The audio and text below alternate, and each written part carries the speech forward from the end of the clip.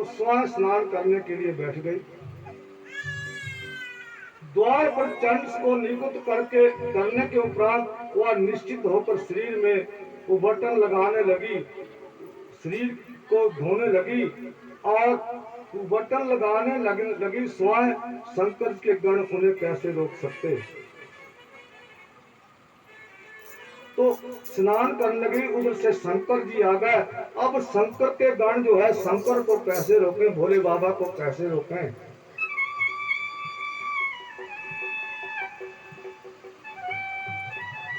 और शंकर भगवान शंकर अंदर चले गए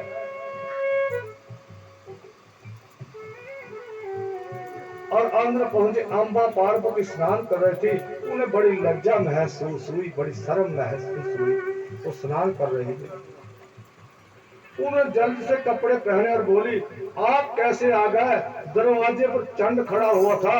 भगवान शंकर बोले, चंड वहां पर था लेकिन वो अपना ही है, हमें कैसे रोकेगा। तो भगवान ने कहा, चंड तो मेरा सेवक है, वो मुझे कैसे रोक सकता है। जा रही हो और पति पत्नी के पास जा रहा हो तो उसे कोई नहीं रोक सकता। एक बड़ी सुंदर सी बात है कि मंदिरों में प्राय 12 से 4 बजे तक मंदिर बंद रहते हैं। एक मंदिर में वहां का पुजारी वैसे मंदिर बंद रहता था, लेकिन यह देख लेता कि कोई सेठ व्यक्ति है, तब ताला खोलकर धीरे से दर्शन करवा देता। तो उसका काम था कि मंदिर बंद हो गया, कोई पैसे वाला आया तो वो क्या करता था कि चुपके से मंदिर को खोलता और दर्शन करवा देता था। यह बात धीरे धीरे चलते चलते जिस महाराज का मंदिर था उसके पास पहुंच गई। उन्होंने गुप्त तरीके से इस बात की जांच करवाई और सिद्ध हो गया कि पुजारी ऐसा करता है। उन्होंने 2-4 गुप्तचर छोड़े कि वाकई सत्य ही ऐसा होता है। तो गुप्तचरों ने क्या किया कि वहां जाकर कह दिया, हमारा सत्य ऐसा होता है। तो उन्होंने पुजारी को बुलवाया और पूछा कि यह सब क्यों हो रहा है। पुजारी बड़ा चुस्त था, बड़ा होशियार था। उसने कहा, महाराज, भगवान के पास, प्रभु के पास, नारायण के पास कोई भी आए उन्हें लौटाया जा सकता है, लेकिन यदि नारायण जी की पत्नी लक्ष्मी जी नारायण जी के पास जाना चाहती है तो पत्नी के लिए तो पति का दरवाजा पत्नी के लिए दरवाजा तो खोलना ही पड़ता है, अन्यथा पति देव भी नाराज हो जाएंगे। राजा पुजारी की युक्ति सुनकर जोर से हंस पड़े।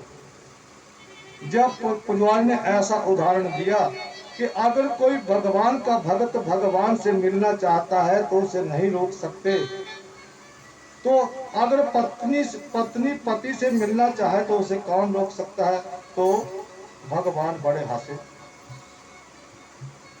कहने का अभिप्राय यह है कि भोले बाबा को अचानक देखकर पार्वती जी लज्जित हो गई।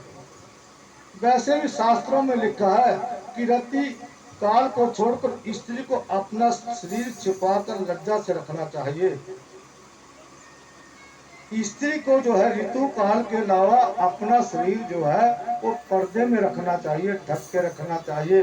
अब कलयुग में तो नग्न होने जा रहा है, हम देखते हैं तो हमें बड़ी शर्म लगती है। तो बोली उमापति महादेव की, तो स्त्री को अपना शरीर थोड़ा ढक के ही रखना चाहिए, अच्छे वस्त्र पहनने चाहिए और अच्छे ढंग से रहना चाहिए। शास्त्रों में ऐसा वर्णन आता है। तो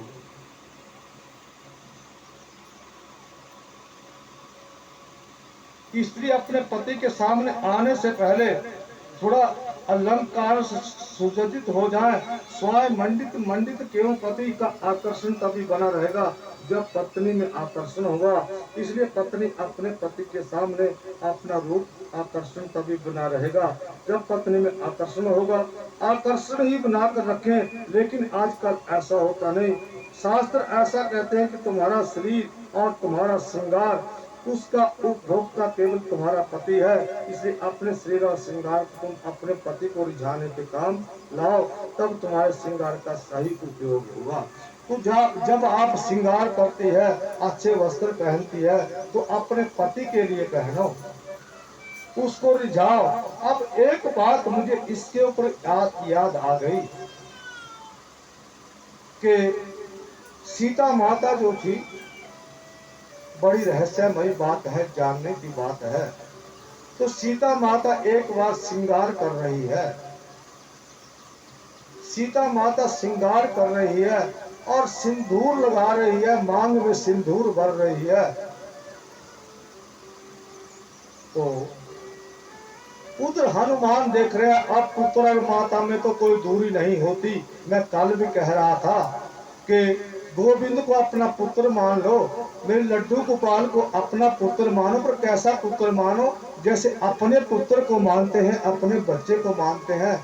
जैसे छोटे छोटे बच्चे हमारे भाई सुंदर के पास हैं, तो ऐसे अपने बच्चे मान लो। जैसे सुंदर भैया जी बच्चों को लेकर भी आ गए हैं।